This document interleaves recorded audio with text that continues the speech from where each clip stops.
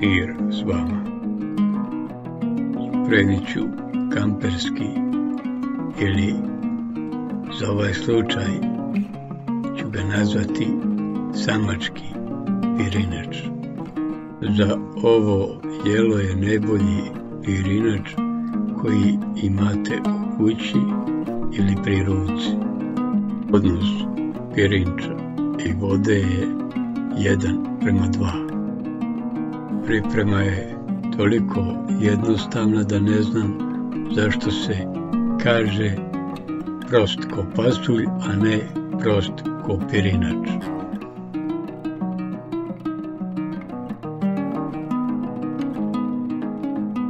U posudu za kuvanje se ulije voda, a pirinač se opere pod mlazom hladne vode.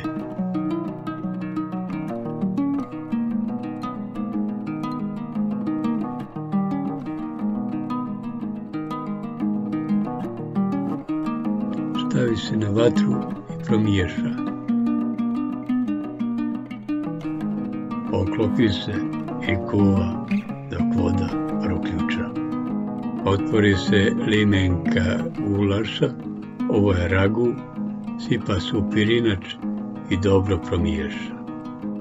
Oklopi se i nakon 20 minuta na laganoj vatri da kašiku oližeš. Mir i ljubav.